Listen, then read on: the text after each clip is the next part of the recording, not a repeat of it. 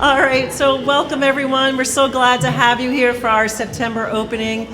My name is Emma Wilson. I'm joined with my colleagues Kevin Thomas, Sean Thomas, and Jess Brayboy. We're just so excited to have this gathering this evening. This month's feature artists are Jane Damon, woo! Helen Lewis is here, Joanne Parent, and Christopher O'Connor. So a few thank yous. Thank you to our artists who continue to inspire us every single day. Thank you to our clients and community members who continue to support the arts. Thank you to Abby Belisle-Haley, who creates these tremendous feasts each month. And a shout out to my son, David Hatton, who's stepping into Ford this evening, and Lucy will be back next month. So thank you all for that.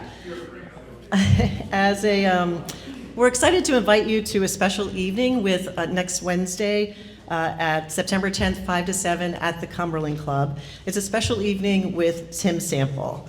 Tim is a graduate of Portland School of Art, and his career spanned decades as a commercial artist, an illustrator, a storyteller, a humorist, the list goes on and on and on.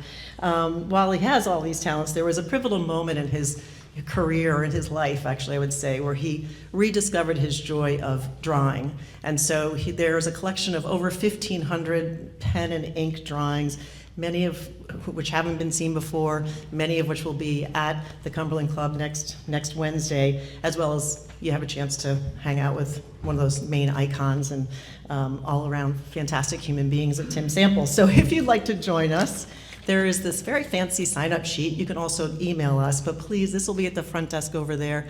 Please let us know. We are taking RSVPs for the event. And now I'd like to introduce Dr. Lisa Belisle, who's going to make a couple of announcements and invitations herself. So, of course, I dressed so that I would look very nice in front of and next to Christopher O'Connor's pieces, and also a lovely contrast to Helen Lewis's pieces. So I feel like I did a very good job with this. What I wanted to do was to thank everybody so much for also, in addition to supporting our artists by buying our artist work, which is very important if you're an artist, you actually do want the work to go into people's homes. I want to thank you for listening to Radio Maine and also for reading Off the Wall, because both in Radio Maine, where you're hearing the stories coming out of our artists' mouths, and also other interesting people that kind of connect you to the Maine community and creativity, you're also reading Off the Wall, where we are featuring our artists in their own words again, but also paired with their art.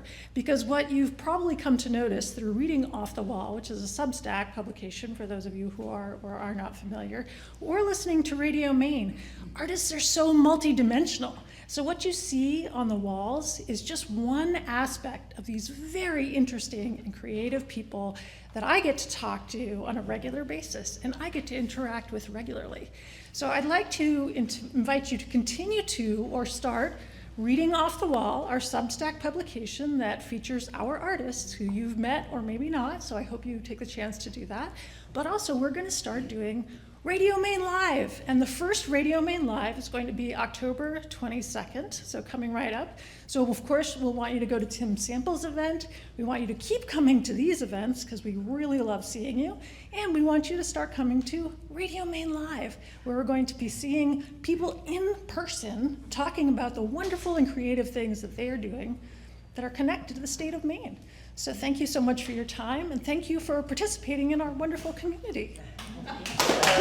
So recently I read that in Japan, the calendar is marked by 72 micro-seasons, each one named after the subtle shifts in nature.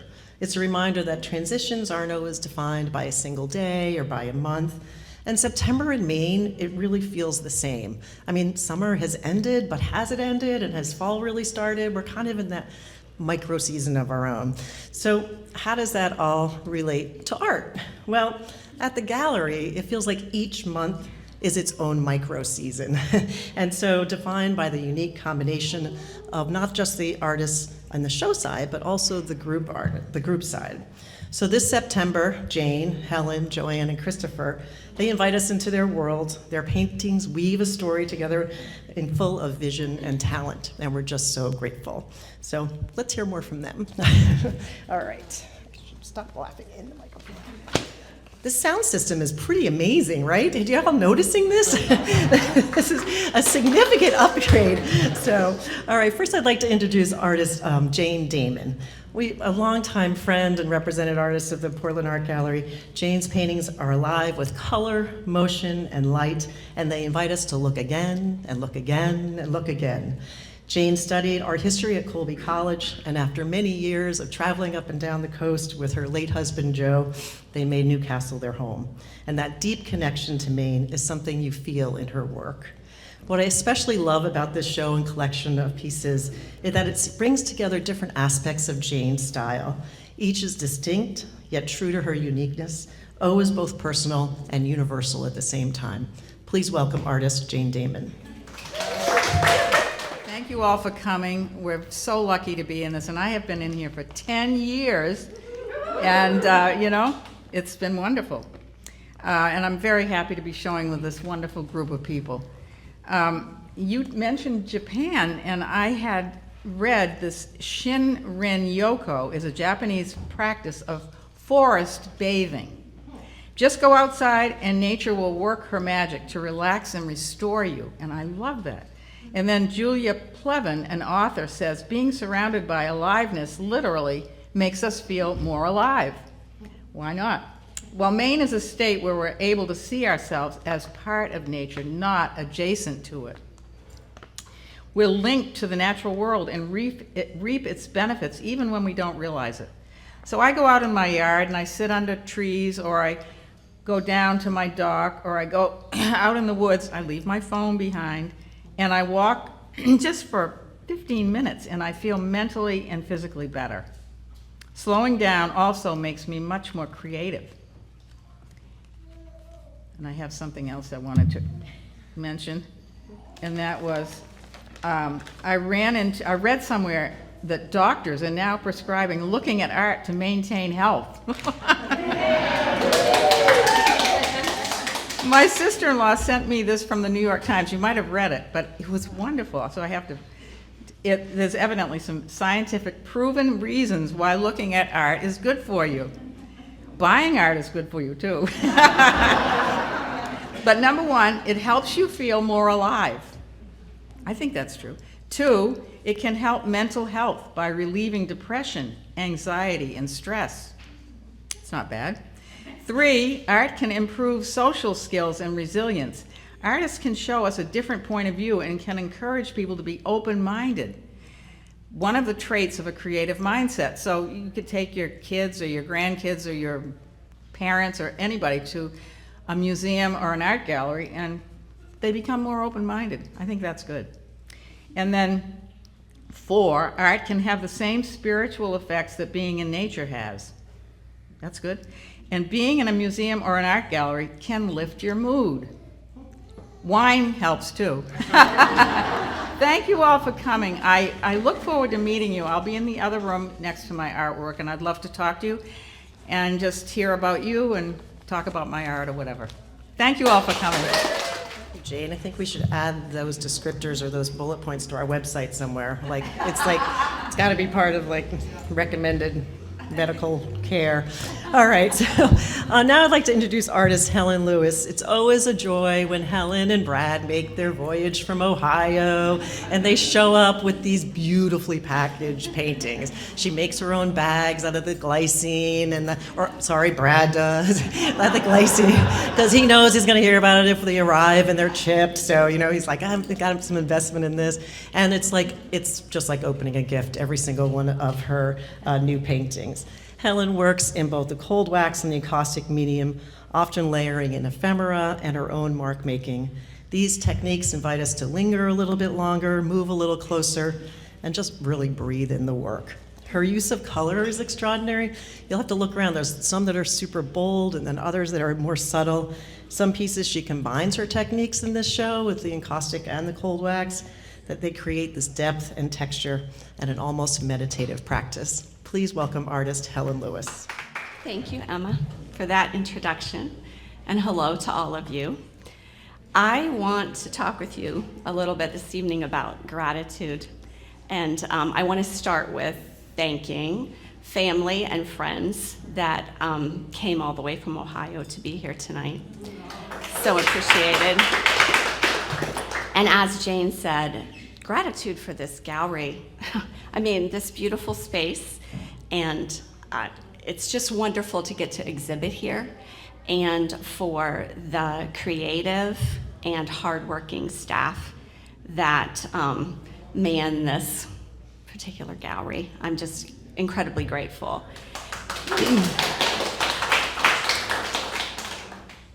I also want to comment on the fact that I'm so appreciative, honored really, to get to exhibit alongside Jane and Christopher and Joanne. I mean, the talent level, as well as, and I want to comment on this to each of you. I'm looking for all of you and not necessarily finding you, but I just see such a continual evolution in your work and a real pursuit of excellence that I personally am grateful for. I find it very inspirational, and I hope that as my career continues, that that will serve for me as well. The real reason, though, that I wanted to talk with you this evening about gratitude is just the fact that I am so grateful for art. I mean, I'm sure that my fellow artists agree, and even those of you who do not consider yourselves creatives, are not necessarily artists per se, I'm sure that you also are feeling really grateful for art, particularly in these days. I think that the amount of uncertainty and difficulty, just the amount of noise and chaos that we get bombarded with on a daily basis, it makes me just really grateful for art, for my practice, and for the fact that it exists, for all of those things that Jane talked about. I believe that that's all true, and I just really believe that art matters. I think that beauty and art, they can make a difference. They have a power to make a difference. I know that that's been true in my own life. From a very early age, I have just learned that it matters, and it's helped to, bring me into a place of peace. And I am hoping that that conveys through my work to the viewers, and that even it might usher some of that peace and tranquility even into their lives and into their homes if they end up with one of my pieces in their home. So I want to encourage you to come and find me tonight. I'd love to talk to you about my process. I will say that it involves blowtorches and pottery tools, dental tools, brayers, scrapers, in addition to brushes. It also, as Emma said, sometimes it involves some script from the early 1800s or an old oceanic chart or some book cover. So, come and find me. I'd love to give you some details on that. And I want to then close with a couple of things. First of all, I really and truly want to thank you. I want to express gratitude to each one of you who came here this evening, who cared enough about art to spend a couple hours of your time and come and view and come and be here. It matters. Art matters. And then also, I want to leave you with a little excerpt from the writer Shauna Niequist. She says, "Art is a portal, a sacrament, a needle and thread. It wakes us up, challenges us, reminds us that we're all connected. It reminds us that we all love and grieve and hope. It stitches back together our broken hearts and allows us to dream about a possible world more whole, more brave, and more just. Thank you.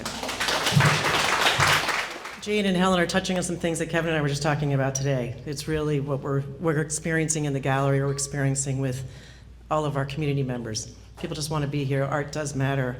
It fills us with places of our heart and in our bodies that we need and we love. So thank you for being here to share that with us. All right, now where's my favorite water girl? Where is that Joanne Parent? If there's anybody that's a water sign, it's Joanne Parent. We've had the privilege of representing Joanne, gosh, probably 10 years also, at least 8.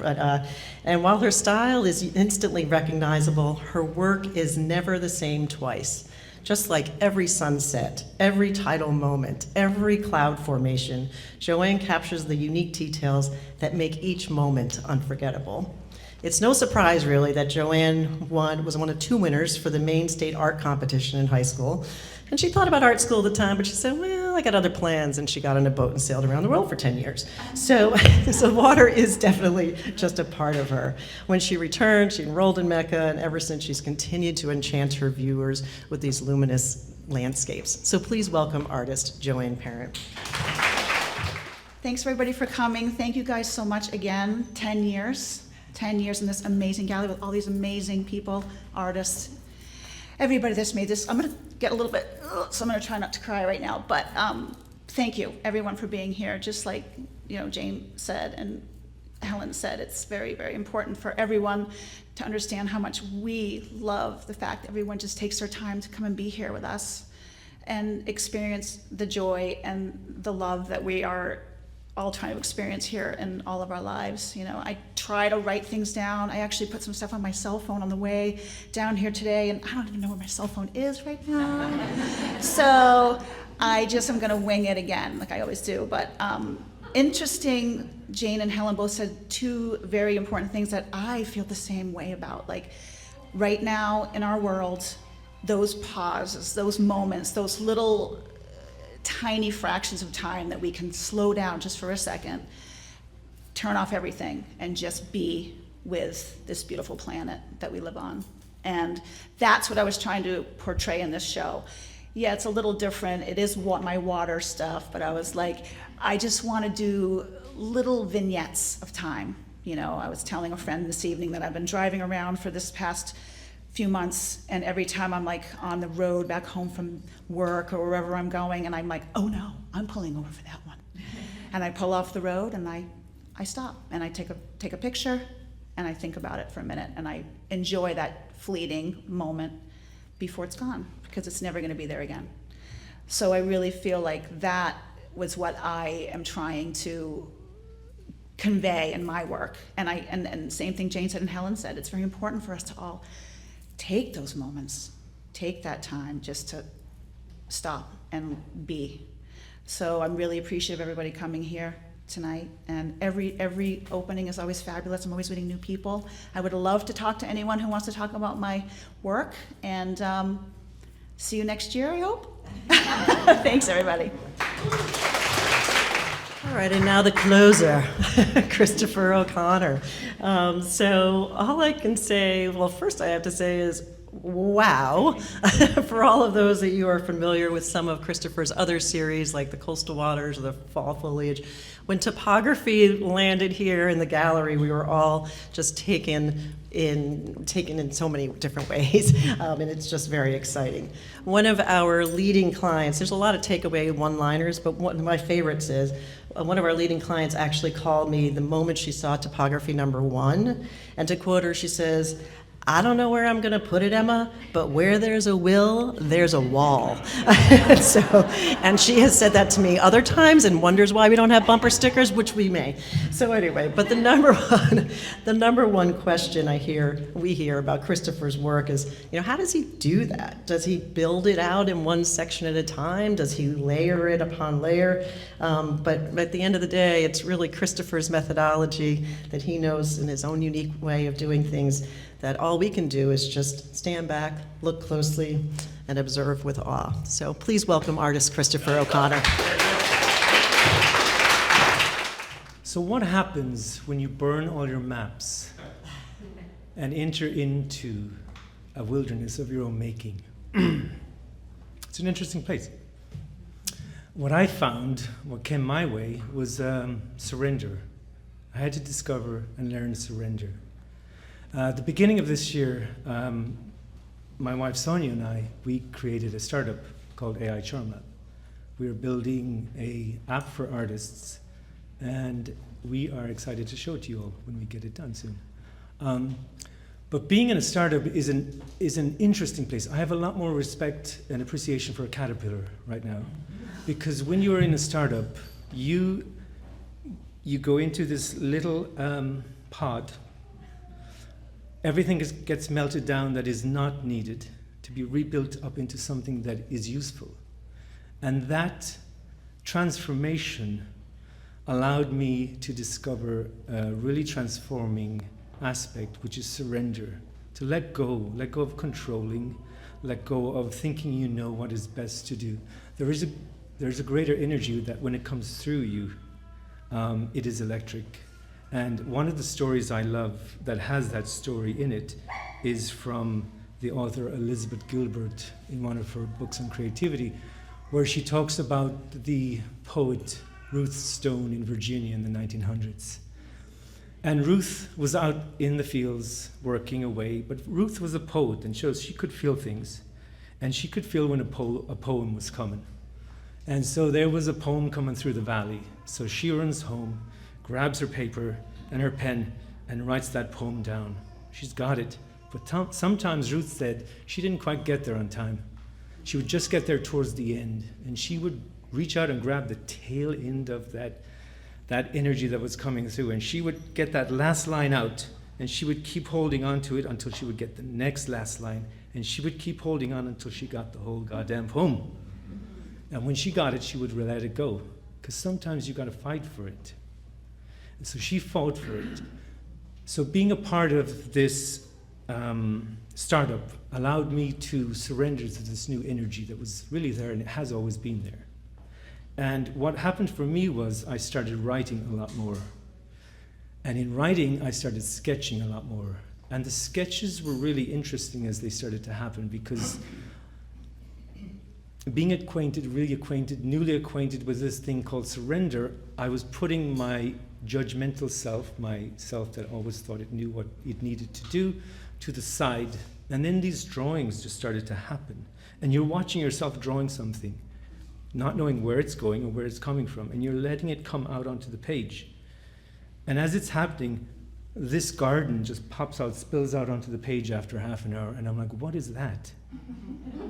And then I'm so excited about it that I grab a canvas and I go over and spend the next 2 hours just drawing on that canvas. And then this another wonderful garden pops out on that. And I start working on it and developing it. And that garden turns into topography number 6. And then over the next few months, these paintings just start popping out of me. These drawings start happening. And all I have to tell myself is just move over there a tad bit. Take that rock out of the middle of the stream and just move it over there, and the current gets stronger. And that is what happened for me with these paintings. As I say, being a part of a startup makes you have to be dynamic. You have to look at things differently. You have to reevaluate how you look and think about everything. Anything that is not serving you, you have to let go. And for me, that was a game changer and opened up infinite possibilities. I got rid of my reference photos, my grids, and I just started drawing and painting. And then this is what came out. It's as much of a shock to me as it is to everyone else. But I have been enjoying it. I've really been enjoying painting in a new way that I haven't for a little bit. And it's refreshing. And sometimes it's really interesting when you clear the path and when you stop holding on to something that is no longer serving you. You open up a space, and what comes in, what floods in, is what only you can imagine. And if you allow that space, that imagination will fill it up with all sorts of things. It's really exciting. So I think what I learned the most from being in the startup right now, because it is ongoing, is that when you surrender and when you trust in yourself and in your imagination, what happens is you trust those landscapes that starts to fall out and start to come through in your sketches and your paintings. And when you are brave enough to wander through this new territory without a map and into a wilderness of your own making. And I love it. And I'm going to close with just a few thank yous. One person I would like to thank immediately is my dear friend Lars Yerlach, who helped me with all my frames. That's why they look amazing. Secondly, I would like to extend a congratulations to all my fellow artists, to Helen, Joanne, and Jane. You guys, it's really wonderful to share this space with you. I would like to thank Portland Art Gallery for all the work you do, and every Thursday of the 1st, you pull this off. You have great energy in this space. The place is buzzing. Kudos to you all. It really is wonderful. And of course, last but not least, I would like to thank my extraordinary wife, partner in life and creativity, Sonia. She is the backbone of all my struggles and achievements as an artist. And she is, I think I would not probably be standing here tonight without her unwavering support that she has in me throughout the years. Her creativity and her strength and her dynamism has probably made me a better artist. And it is a wonderful thing. Thank you all. Thank you all for being here once again. I invite you to find any of us, any of our artists who have name tags, ask them where their piece is that's on view. Find any of our team here if you have any questions about artwork they might be interested in taking home with you or otherwise.